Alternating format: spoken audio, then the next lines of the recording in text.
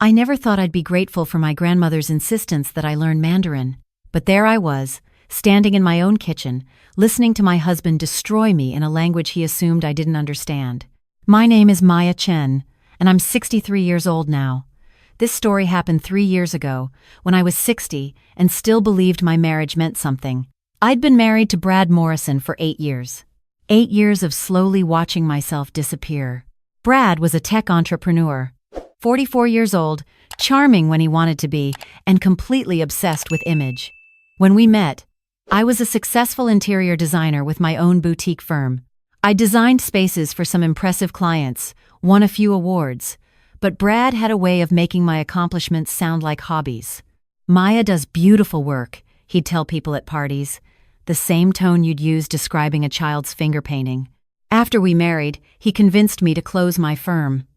You don't need the stress, he said. Focus on making our home beautiful. That's what you're best at. I was 52 then, tired from years of running a business, and his tech startup was doing well. It seemed reasonable. Looking back, reasonable was just another word for giving up. Brad's startup was called Nexus Innovations, something about AI-driven supply chain optimization. I never fully understood it, and he never bothered explaining. It's too technical for you, babe, he'd say, patting my hand. I'd designed his first office, the one that impressed early investors enough to write checks. He told everyone it was our vision together, but in private, he'd already started taking credit. You have good taste, he told me once. I have the strategic mind. The Mandarin thing? That was my grandmother's doing. She raised me after my parents died when I was 7. Every evening, she'd speak to me only in Mandarin. Every weekend, we'd watch Chinese films, read Chinese poetry. By the time I was 18, I was fluent. But in my professional life, I rarely used it. My clients were mostly American, and I'd built my career on a Western aesthetic. Brad knew I was half Chinese.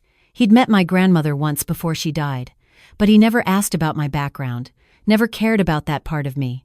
When we had Chinese takeout, he'd mangle the names of dishes and laugh about it. I stopped correcting him. 3 years ago, Brad was raising a Series B round of funding, $20 million from a consortium of Chinese investors led by a man named Richard Wang. Mr. Wang ran a venture capital firm in San Francisco, with deep connections to Beijing. Brad had been courting him for 6 months. This is it, Brad told me one morning in April. Wang's coming to the house for dinner. Private, intimate. He wants to see how we live, get a feel for our values. You need to make this perfect, Maya. Of course, I said. I was standing at the kitchen counter in our Palo Alto home, planning the menu. What does he like? I don't know. Chinese food. Probably. Make it fusion or something. Elegant. Show off the house. He was already looking at his phone, dismissing me. And Maya? Look nice, but don't talk business. You'll just confuse things. Smile, pour wine, be charming. That's what you're good at. Something in my chest tightened, but I nodded. This was normal now. This was my role. I spent 3 days preparing. I hired a service to deep clean the house I already kept immaculate. I sourced ingredients from 3 different specialty markets. I created a menu that blended Sichuan flavors with French technique, the kind of thing food magazines would photograph. I set the table with our wedding china, arranged peonies in crystal vases, made sure every detail was flawless. The afternoon of the dinner, Brad came home early to inspect. He walked through the house like a general reviewing troops, nodding at my work without comment. In the kitchen, he picked up my handwritten menu cards. What's this? He pointed at the Mandarin characters I'd written beneath each English dish name. I thought it would be a nice touch, I said. Showing respect for. It's too much. He'll think we're trying too hard. Brad crumpled the cards and tossed them in the sink. Keep it simple. And remember, you're here to look good, not impress him with your Pinterest skills. I made new cards with just English. My hands shook slightly as I wrote. Mr. Wang arrived at 7 with 2 associates. He was in his late 50s, silver-haired, wearing an understated suit that probably cost more than my car. His handshake was firm, his smile polite but reserved. His associates, a younger man and woman, both in their 30s, carried leather folders and had the sharp-eyed look of people who missed nothing. Brad greeted them with too much enthusiasm, gesturing widely at our home. "Welcome, welcome. This is my wife, Maya. She's made us an incredible dinner." I smiled and shook hands. Mr. Wang's eyes lingered on my face for just a moment, something assessing in his expression. "Mrs. Morrison, your home is beautiful." "Thank you," I said softly. "Please, come in." Dinner started smoothly. I'd prepared everything so it could be served without my disappearing into the kitchen for long. Brad dominated the conversation, talking about market opportunities, disruption potential, scalability. Mr. Wang listened more than he spoke, occasionally asking quiet questions that Brad answered with aggressive confidence. I poured wine, cleared plates, smiled when spoken to, invisible in plain sight. Then, during the main course, Mr. Wang turned to Brad and said something I almost didn't catch. He spoke in Mandarin, his tone casual, almost lazy. "Tell me, Mr. Morrison, about your commitment to long-term partnerships. In our culture, we value relationships that last beyond immediate profit." Brad's Mandarin was terrible.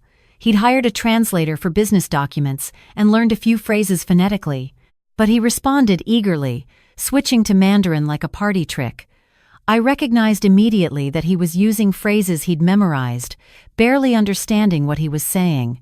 "In America, we value flexibility," Brad said in clumsy Mandarin. Then he continued, apparently thinking Mr. Wang would appreciate his candor, "especially in marriage. American marriages are temporary arrangements. Smart people protect their assets." I was lifting the wine bottle. My hand stopped in midair. Mr. Wang's expression didn't change. "Is that so?" Brad nodded, warming to his theme. He seemed to think he was building rapport, man to man. His Mandarin improved slightly as he slipped into phrases his translator must have taught him. "I'm actually modifying my prenuptial agreement next week, before the funding closes. My lawyer says it's smart to secure assets before dilution, keep business separate from domestic complications." My entire body went cold. Brad kept talking. And honestly, between us, my girlfriend understands business better than my wife. Maya is useful for appearances, good taste in decoration, but women see details, not strategy. You understand? Mr. Wang took a slow sip of wine. His associates had stopped eating, both watching Brad with unreadable expressions. "And your wife's work on your office?" I saw the photos. Quite impressive design. Brad laughed. "She picked out furniture and colors. I created the vision. That's the difference. Women arrange things prettily. Men build empires." I set down the wine bottle very carefully. My hands weren't shaking anymore. They were absolutely steady. I excused myself to get the next course, walked into the kitchen, and braced myself against the counter. My heart was pounding so hard I could feel it in my throat. Girlfriend. Prenup modification. Assets before dilution. Useful for appearances. I'd suspected the affair for months. Late nights, unexplained trips, the way he'd started showering the moment he got home. But I'd told myself I was paranoid, insecure, imagining things. Women my age were supposed to be grateful their husbands still wanted them, right? The prenup modification, though, that was new, that was calculated. I made myself breathe slowly. Through the kitchen door, I could hear them continuing in Mandarin. Mr. Wang asked another question. Something about Brad's design office. Brad responded with the same arrogant confidence. Then I heard it. Mr. Wang said, very clearly in Mandarin, "Your wife is Chinese, yes? Does she speak Mandarin?" Brad laughed. "God, no. I mean, she's half but totally American. She barely knows anything about Chinese culture. I've educated her a bit, but you know how it is." Something crystallized in my chest. Cold and sharp and absolutely clear. I picked up the dessert plates and walked back into the dining room. I served each person with perfect, practiced grace. When I reached Mr. Wang, our eyes met for just a second. He was watching me with that same assessing expression from earlier. I smiled blandly and returned to my seat. The dinner continued. Brad kept talking, switching back to English, pitching his company with desperate enthusiasm. Mr. Wang asked thoughtful questions. His associates took notes. I poured more wine and said nothing. But I watched. And I saw the exact moment Mr. Wang made a small gesture, barely noticeable, and one of his associates tilted her head slightly in response. A signal of some kind. They knew. Mr. Wang knew I understood. I wasn't sure how, but I could feel it. After dessert, Mr. Wang stood. "Thank you for a lovely evening. The food was exceptional, Mrs. Morrison." "You're very kind," I said softly. "We'll be in touch about the investment," Mr. Wang said to Brad. "I'd like to schedule one more meeting at our office. I think it would be valuable to understand the full picture of your operation. Would Mrs. Morrison be able to join us? I find it helpful to understand the family dynamic of our partners." Brad looked uncomfortable. "Maya doesn't usually—" "I insist," Mr. Wang said smoothly. "In Chinese business culture, family is inseparable from enterprise.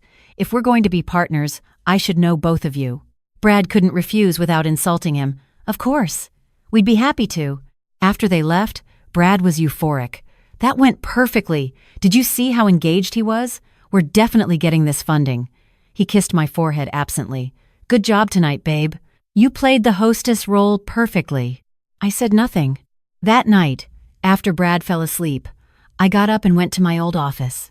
The room he'd convinced me to convert into a guest bedroom, but where I still kept boxes of my old business files. I opened my laptop and started searching. It took me 3 hours to piece it together. Brad had formed an LLC 6 months ago. Morrison Holdings. He'd transferred assets into it, including the intellectual property rights to the designs I'd created for his office, the ones that had attracted his first round of investors. My designs, my work, transferred without my knowledge or consent, probably using my signature from another document. I found emails he'd been sloppy about deleting. Messages to a woman named Jennifer, his business development consultant, planning their future together. Discussing the prenup modification. After the Series B closes, I'll have enough secured to make the split clean. She won't be able to touch the company assets. I sat in the dark, reading my own elimination from my husband's life, planned in meticulous detail. Then I called my college roommate, Lisa. She was a corporate attorney now, specializing in intellectual property and partnership disputes. We'd stayed close over the years, though Brad had never liked her. "Too aggressive," he said. "Not feminine." "Lisa," I said when she answered, groggy from sleep, "I need your help." I told her everything. She listened without interrupting. When I finished, there was a long silence. "Maya," she finally said, "I've been waiting years for you to make this call. Let me pull some files. Can you come to my office tomorrow?" We met for lunch. Lisa had already started preliminary research. The IP transfer is potentially fraudulent if you can prove you didn't consent. The LLC formation right before a major funding round is suspicious. And if he's planning to modify the prenup under false pretenses, that's actionable. "But I need him to reveal it himself," I said, in front of witnesses. "Mr. Wang specifically requested I come to the next meeting. I think he suspects something." Lisa smiled slowly. "Then let's give him something to see." The meeting was scheduled for the following Tuesday at Wang Ventures offices in downtown San Francisco. Glass and steel, 30th floor, with views of the bay. Brad wore his most expensive suit. I wore a simple navy dress and pearl earrings, the picture of an appropriate wife. Mr. Wang's office was elegant and understated. Traditional Chinese paintings on the walls, modern furniture with clean lines. His associates were already there, along with 2 other men I didn't recognize. Everyone had folders, pens, water glasses. It looked like a serious business meeting. "Please, sit," Mr. Wang said. He gestured to chairs across from his desk. "Mrs. Morrison, thank you for joining us." "Of course," I said quietly. Mr. Wang opened a folder. "Mr. Morrison, before we discuss the investment, I like to understand the full picture of the companies we partner with. Can you walk me through the origin of Nexus Innovations? How did it start?" Brad launched into his prepared speech. The idea, the market gap, the initial development. He talked for 15 minutes. I'd heard this speech a dozen times. "And the office design?" Mr. Wang interrupted gently. "The aesthetic that attracted your first investors. Who created that?" Brad hesitated for just a second. "That was a collaborative effort. Maya helped with some of the decorative elements. But the overall vision was mine. The brand identity, the strategic presentation. "Mrs. Morrison," Mr. Wang turned to me, his voice perfectly polite. "Your husband mentioned you were an interior designer. Tell me about your approach to that office project." My heart was pounding, but my voice came out steady. I started speaking in Mandarin. "Thank you for asking, Mr. Wang. I'd be happy to discuss the design philosophy." Brad's face went white. Actually white, all the blood draining out of it. I continued in Mandarin, smooth and fluent. The office was designed around the concept of transparent innovation, glass partitions to suggest openness, but with carefully planned sightlines to create focus areas. The color palette blues and silvers was chosen to convey trust and technological sophistication. I designed custom furniture pieces to maximize collaboration while maintaining acoustic privacy. Mr. Wang's expression didn't change, but something flickered in his eyes. Satisfaction, maybe. "I created the entire spatial plan," I continued. "The lighting design that made the product demonstrations more effective, the reception area that investors saw first. Every detail was calculated to tell a story about the company's values and capabilities." I opened my bag and pulled out my portfolio, the one I'd kept from my design firm. I'd brought it at Lisa's suggestion. "These are the original renderings and specifications. You'll see my signature and the date 8 months before Nexus Innovations was incorporated." Brad found his voice. "Maya, what are you—" I switched to English, looking directly at my husband. "I'm discussing my work. The work you transferred to Morrison Holdings LLC without my consent or knowledge. The work you've claimed credit for. The work that attracted the investors who gave you the money to build this company." His mouth opened and closed. No sound came out. I turned back to Mr. Wang, switching to Mandarin again. "Mr. Wang, at your dinner at our home, my husband said something to you. He said that women see details, while men see strategy. He was wrong. Details are strategy. Every choice in that office design was a strategic decision to influence perception and behavior. That's what design is." I pulled out another document, the LLC transfer papers Lisa had helped me obtain. "He also told you that American marriages are temporary arrangements, and that he was modifying his prenuptial agreement to secure assets before dilution. He was planning to divorce me after your funding closed, taking credit for my intellectual property and excluding me from marital assets he'd hidden." Mr. Wang leaned back in his chair. "I see." "You knew," I said quietly, still in Mandarin. "At the dinner. You knew I understood." "I suspected," he acknowledged. "You reacted, very slightly, to things said in Mandarin. A change in breathing, a tension in your shoulders. People who don't understand a language don't react to its nuances. And then, when your husband spoke about you with such disrespect, I saw something shift in your eyes. Not anger, calculation." He opened his own folder. "After our dinner, I had my team research your background, your design firm, your portfolio, your awards. We also researched Morrison Holdings LLC and found the IP transfers. It was troubling." Mr. Wang looked at Brad, his expression pleasant but cold. "Mr. Morrison, in Chinese business culture we have a saying, to know a person's character, watch how they treat those who can do nothing for them. You treated your wife with contempt because you believed she was powerless. You stole her work because you believed she wouldn't notice. You planned to betray her because you believed she wouldn't fight back." "I can explain," Brad started. "You already did," Mr. Wang said. "At dinner, in Mandarin, thinking you were building rapport with casual misogyny and admissions of planned fraud. I asked you specifically about your commitment to long-term partnerships. You told me marriages are temporary and smart people protect their assets through deception. Why would I trust you as a business partner if you can't even be honest with your wife?" He closed his folder. "This meeting is over. We will not be investing in Nexus Innovations." Brad stood up, his face red now instead of white.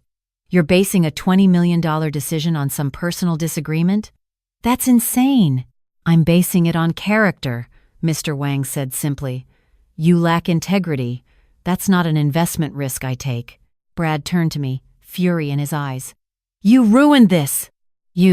I documented my own work," I said calmly. "You stole it. That's not the same thing." We left separately. Brad peeled out of the parking garage. I sat in my car for 20 minutes, shaking. Then I called Lisa. "It's done." "Good," she said. "Now comes the fun part." The divorce took 11 months. Brad fought viciously, but Lisa was better. We proved the IP theft, the fraudulent LLC formation, the hidden assets. The prenup he'd been planning to modify actually protected me more than he'd realized. His lawyer had included provisions about marital assets acquired during the marriage, and my designs qualified. I got 50% of everything, including Morrison Holdings and the IP rights to my own work. Brad's company collapsed without Wang's funding. His investors lost confidence. Jennifer, the girlfriend, left him when she realized there was no money coming. I was 61 when the divorce finalized. Too old to start over, according to conventional wisdom. I started over anyway. I reopened my design firm, but with a new focus: cross-cultural corporate spaces, offices for international companies that needed to bridge Eastern and Western aesthetics. I understood both languages, both cultures. It turned out that was valuable. Mr. Wang became my first major client. His venture capital firm was expanding, needed a new office that would impress both American entrepreneurs and Chinese investors. I designed a space that honored both traditions without pandering to either. It won 3 awards and got featured in Architectural Digest. The work came flooding back: referrals, commissions, consulting contracts. Within a year, I'd made more than I had in the last 5 years of my marriage. I'm 63 now. I live alone in a smaller house that I designed myself. Every object in it has meaning. Every color is my choice. Sometimes I cook elaborate Chinese meals just for myself, writing the menu cards in Mandarin because I want to. Brad reached out 6 months ago, an email, casual and breezy, suggesting coffee. "I'd love to catch up," he wrote. No hard feelings about how things ended. I never responded. So if you're listening to this and you're in a marriage where you feel invisible, where your work gets taken for granted, where your skills are dismissed as hobbies, pay attention to that feeling. It's telling you something true. Details are strategy. The way someone treats you when they think you're powerless tells you who they really are. And the skills you've been hiding, the parts of yourself you've minimized to make someone else comfortable, those aren't weaknesses. They're waiting for their moment. And when that moment comes, be ready to speak up in whatever language you need to be heard.